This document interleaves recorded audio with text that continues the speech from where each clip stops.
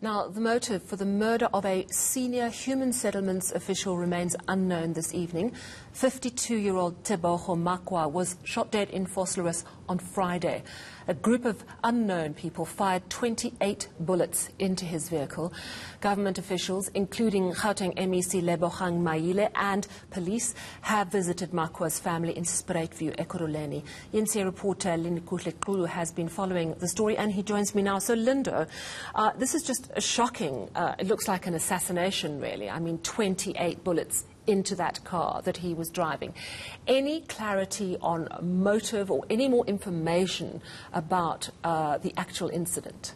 Well, Sally, from an official point of view, there isn't any information or clarity in terms of what is it exactly that caused the death of that senior official in human settlements. We do understand that when they found the car of Tebogo Makhoa on Friday midnight, there were 28 bullets that were around his car, but he was found in his car seats, and we understand that later on when paramedics were called to the scene, they in fact declared him dead, but there isn't any clarity because the expectation today was that the MEC Maile of Kokta in Gauteng would be visiting with police officials just to give clarity on what is it exactly they found with some of the preliminary investigations. But I can tell you that the only people that were there was the MEC himself, as well as Mzwandile Masina, and who is the mayor of Ekurhuleni. So there was no official word from police as to what exactly happened. But it wasn't just left there. The MEC himself addressing the media outside just after they went inside to the family to give clarity on some of the stances of government, particularly in terms of the speculations around the suspicions around the official being engulfed in some corruption. The MEC said that there is no such thing, but one of the things he said was that he's suspecting that because Tebogo Makhoa was one of the officials, a director in the Department of Human Settlement that was in charge of some evictions and making sure that people who are in fact deserving of certain spaces of government in terms of land is not invaded. So he was in fact carrying out a court order, as we understand it, of evicting people that were in fact that had invaded certain land in Ekurhuleni. But let's just take a listen to some of those speculations coming from the MEC himself, Maile, just giving us a sense of what they believe had happened to the official. Because there are people who have illegally occupied houses, and it was us. When I'm saying us, I mean the politicians who took a decision that we must evict those people. We went to court, we got a court order and all that. But like we've said previously, that there are syndicates, and this has been confirmed by the police at some point, who are responsible for the invasion of houses, invasion of the land, though they project this as some pro-revolutionary program of redistributing land and giving our people land and houses. It's not. It's just a pure criminal activity. And that's why we are saddened that today we have to lose one of our hard-working, dedicated, and one of the long-serving staff members the way we did.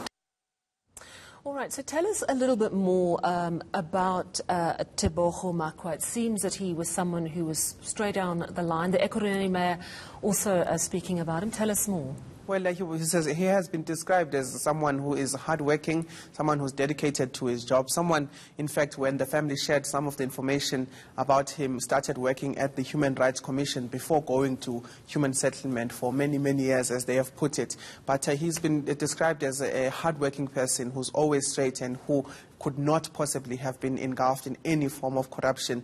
And this is a sentiment echoed by some of the officials that were there, including Mzwandile Masina, the mayor of Ekurhuleni, who spoke very high of him, saying that it was someone they grew up admiring, someone who went to varsity first, getting a scholarship at Wits University. And Mzwandile Masina says he was someone who they looked up to in political structures, but also in the communities around Ekurhuleni. But giving us a sense of the type of of person he was another method or another way in which the officials were trying to clarify around the speculations of him being involved in any way whatsoever, saying with corruption, saying that there is no way, there was no investigation that was done, there were no complaints about him being a corrupt official. But Mzwandile Masina, they're even sharing deeply, saying that they are the ones that take decisions, like MEC Maile said, of evicting people, of going to court and evicting people who illegally occupy land. And he says that they are the ones then that should be in the firing line. Perhaps let's take a listen to exactly what he said around some of those issues. It's a sad day to come. I never thought that a person, humble person like him will be killed so brutally. You know, I always say, I was saying to the MEC, because we make this decision, it's us who's supposed to be killed like this, because we don't want.